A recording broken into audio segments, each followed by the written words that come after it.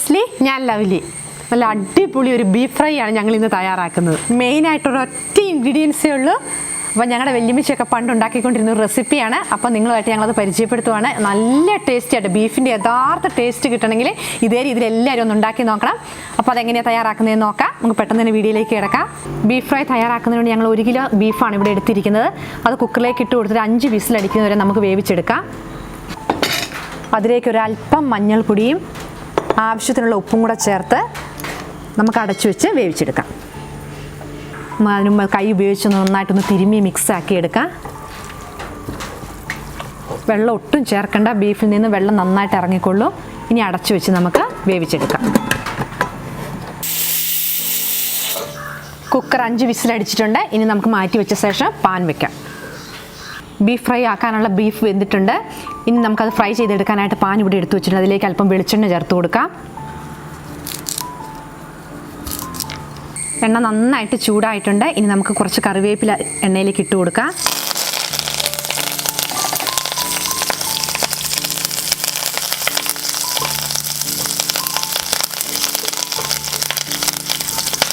കറിവേപ്പില എണ്ണ കിടന്ന് നന്നായിട്ട് മുരിഞ്ഞ് വരുമ്പോൾ നല്ലൊരു ഫ്ലേവർ ആയിരിക്കും. അപ്പോൾ കറിവേപ്പിലൊക്കെ നന്നായിട്ട് ഫ്രൈ ആയി വന്നിട്ടുണ്ട്. ഇനി നമ്മൾ ബീഫിൽ ചേർക്കുന്ന മെയിൻ ഇൻഗ്രീഡിയൻസ് ആയ കുരുമുളക് പൊടി അത് നമുക്ക് ഇതിലേക്ക് ചേർത്ത് കൊടുക്കാം. അത് ഓരോരുത്തരുടെ എരിവിനനുസരിച്ച് നമ്മൾ ചേർത്ത് കൊടുക്കുക. അപ്പോൾ ആ എണ്ണയിൽ കിടന്ന് കുരുമുളക് നന്നായിട്ട് മൊരിഞ്ഞ് വരണം. എന്നാൽ ആ ബീഫിൻ്റെ ആ ഫ്രൈഡ് യഥാർത്ഥ ടേസ്റ്റ് നമുക്ക് കിട്ടുകയുള്ളൂ. എണ്ണയിൽ കിടന്ന കുരുമുളക് നന്നായിട്ട് മൊരിഞ്ഞ് വന്നിട്ടുണ്ട്. ഇനി നമുക്ക് വേവിച്ച് വെച്ച ബീഫ് ഇതിലേക്ക് ചേർത്ത് കൊടുക്കാം.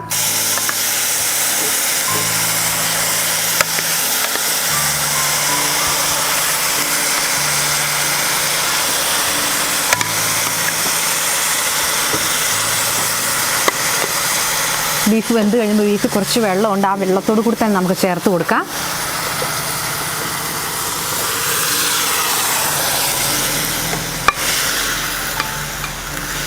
ഇനി ആ എണ്ണയിലും കുരുമുളകിലൊക്കെ കിടന്ന് ബീഫ് ഫ്രൈ നന്നായിട്ട് ഫ്രൈ ആയി വരണം. നമ്മൾ കുക്കറിൽ 3/4 ഭാഗവും നമ്മൾ വേവിച്ചെടുത്താണ്. എന്നാലും നമ്മൾ ഈ കുരുമുളകിലും ആ വെള്ളത്തിലൊക്കെ കിടന്ന് വെള്ളമൊക്കെ പറ്റി നന്നായിട്ട് വെന്ത് വരണം. അപ്പം നമുക്ക് ആ വെള്ളമൊക്കെ പറ്റിച്ച് നന്നായിട്ട് ഫ്രൈ ആക്കിയെടുക്കാം. ബീഫ് ഫ്രൈ ഇവിടെ റെഡി ആയിട്ടുണ്ട്. നല്ല ഫ്രൈ ആയി വന്നിട്ടുണ്ട്. ഇനിയും വേണമെങ്കിൽ നമുക്ക് ഫ്രൈ ആക്കിയെടുക്കാം. അപ്പോൾ നമ്മുടെ ഇഷ്ടത്തിനനുസരിച്ച് നമ്മൾ ഇളക്കി കൊടുത്ത് നല്ല ഫ്രൈ ആക്കിയെടുക്കാം. അപ്പോൾ ഇതേ രീതിയിലാണെങ്കിൽ നല്ല ടേസ്റ്റാണ്. കുരുമുളകിൻ്റെയൊക്കെ നല്ലൊരു സ്മെല്ല് വരുന്നുണ്ട് അല്ലേ?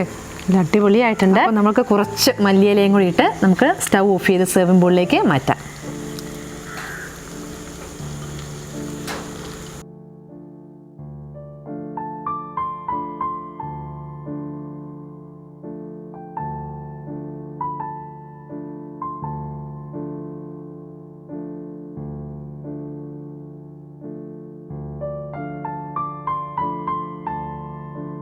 നമ്മുടെ ബീഫ് ഫ്രൈ ഇവിടെ റെഡി ആയിട്ടുണ്ട്. നമുക്കൊന്ന് ടേസ്റ്റ് ചെയ്ത് നോക്കാം. ഞാൻ ലവ്ലിക്ക് തന്നെ കൊടുക്കട്ടെ, കഴിച്ചു നോക്കി. എല്ലാം ആണോടി തന്നെ.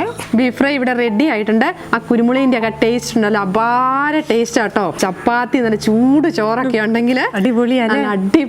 പിന്നെ മറ്റ് മസാലകളൊന്നും ഇല്ലാത്തതുകൊണ്ട് നമുക്ക് കേടുകൂടാതെ നമുക്ക് 2 ദിവസമൊക്കെ സൂക്ഷിക്കാം. അതുപോലെ നമുക്കൊരു യാത്രയൊക്കെ പോകണമെങ്കിൽ വീട്ടിലിരിക്കുന്നവർക്ക് വേണ്ടി ഉണ്ടാക്കി വെച്ചിട്ടൊക്കെ പോകാൻ പറ്റിയ നല്ലൊരു റെസിപ്പിയാണ്. അപ്പോൾ നിങ്ങളെല്ലാവരും ഞങ്ങളുടെ വീഡിയോ കണ്ട ശേഷം ഇത് ഉണ്ടാക്കി നോക്കിയിട്ട് ഞങ്ങളുടെ അഭിപ്രായങ്ങൾ അറിയിക്കണം. അപ്പോൾ നല്ലൊരു പുതിയ റെസിപ്പിയായിട്ട് വീണ്ടും കാണാം. Bye.